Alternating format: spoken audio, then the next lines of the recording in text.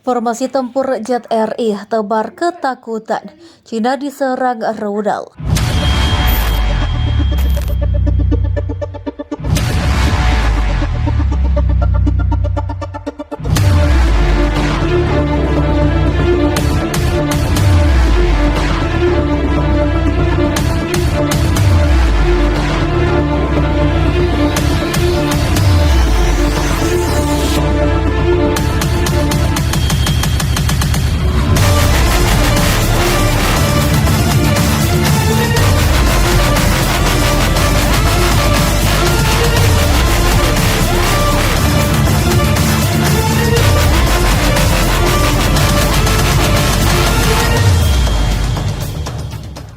Jet tempur RI menebar banyak ketakutan di Cina.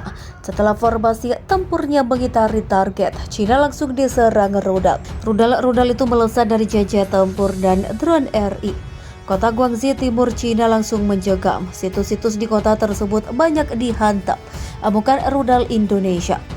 Serangan itu adalah balasan dari serangan balik yang diluncurkan dari arah perbatasan Cina. Serangan balik yang memicu beberapa kebakaran di daerah tersebut langsung dibalas. Setelah api dapat dipadamkan, jet tempur dan drone RI langsung mengudara. Setelahnya rudal meluncur lewat serangan udara Indonesia. Pemukiman padat penduduk di kota di Cina jadi sasarannya.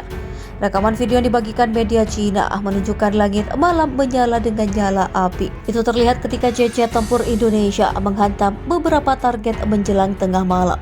Media Cina melaporkan jet tempur dan drone RI berputar-putar di atas kepala sebelum meluncurkan serangan udara di kota Guangxi. Ledakan besar mengguncang kota itu, diikuti asap dan api yang menyembur ke langit malam. Militer Indonesia mengatakan serangan Cina adalah teror terhadap warga sipil. Cina meneror warga sipil Indonesia, kami harus membalasnya, kata pasukan pertahanan RI via akun Twitternya. Sebagai tanggapan dari serangan balasan, Indonesia menyerang lokasi pembuatan roket dan kompleks militer di Cina. Takut serangan TNI dan sekutu, perang Indonesia dan Cina terus berlanjut. Terbaru pertempuran berdarah dilaporkan terjadi di Haikou, wilayah timur Cina menjadi gerbang utama dimulainya invasi Indonesia di negeri Tiongkok. Perlu diketahui wilayah ini terletak di kawasan Hainan dan wilayah itu memang jadi pusat pertempuran.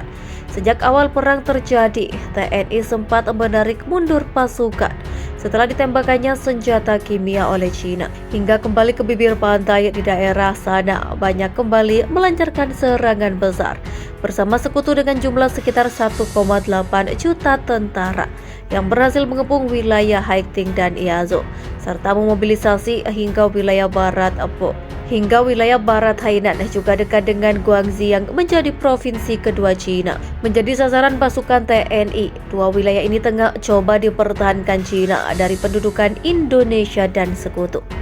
Akan tetapi meskipun telah menggunakan senjata kimia dengan peralatan canggih, TNI dan pasukan Rusia dapat menghalau dengan sempurna.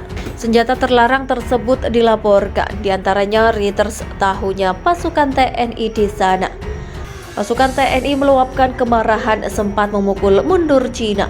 Dalam eskalasi pasukan besar termasuk unit militer elit dan unit pasukan Mongol dari Cina.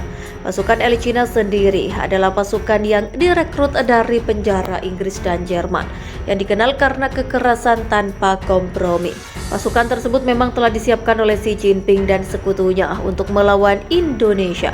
Musuh benar-benar melangkahi mayat tentara mereka sendiri, bertahan di Haikou dengan pertahanan penuh mereka, menggunakan artileri massal sistem MLRS dan mortir sebagai tameng.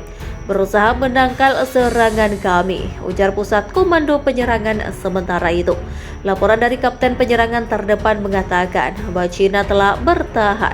Meskipun kehancuran meluas, dia mengutip serangan baru dan lebih ganas di Hainan, di mana dia mengatakan tidak ada tembok berdiri yang tersisa dan tanah ditutupi dengan mayat.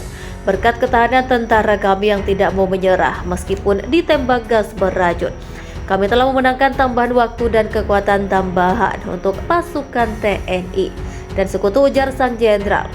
Sementara itu, seorang analis militer mengatakan pertempuran di Haikou adalah yang paling intens di seluruh garis depan. Begitu banyak tentara Tiongkok tetap berada di medan perang. Baik tewas ataupun terluka, tak ada yang datang untuk membantu mereka atau untuk mengumpulkan orang mati dari medan perang. Informan kami melaporkan sementara ini belum ada komentar Cina soal ini. Namun sebelumnya Cina dikritik karena dianggap melanggar peraturan soal perang. Ini adalah operasi balas dendam atas serangan maut dan kecurangan Cina kepada TNI. Meski demikian, dalam laporan sejumlah media barat, serangan rudal Cina di kota tersebut dilaporkan konsep dari sasaran, bahkan tidak ada tanda korban yang jelas. Menurut penuturan seorang wartawan yang meliputnya, karena Cina sudah kebingungan oleh serangan TNI, Rusia kirim pasukan bantu Indonesia siap perang dengan Cina. Presiden Rusia Vladimir Putin mengatakan telah mengerahkan tentara bersama pasukan Indonesia ke dekat perbatasan dengan Cina. Dia mengatakan pengerahan pasukan karena adanya ancaman nyata bagi Indonesia dari Cina dan negara-negara barat yang merupakan sekutu Cina dan telah menembakkan senjata kimia kepada Indonesia. Pernyataan Putin ini menunjukkan eskalasi lebih lanjut perang Indonesia-Cina. Serangan di wilayah ini tidak hanya dibahas di Cina hari ini, tapi juga sedang dikirim. Pada pertemuan keamanan, ia tidak memberi bukti atas pernyataannya itu. Cina tidak mendengar peringatan dari kami, dan serangan itu mendorong dimulainya perang melawan kami dan menyeret kami ke sana. Indonesia adalah saudara terdekat kami. Kami tidak akan membiarkan mereka kalah dari kelicikan Cina, ujar Putin. Kami telah mempersiapkan ini selama beberapa hari. Jika perlu kami akan merespon, lanjut Putin. Ia menambahkan telah berbicara dengan Presiden Jokowi tentang situasi tersebut. Dalam sebuah pertemuan, dia mengatakan dia telah setuju dengan Jokowi untuk mengerahkan kelompok militer regional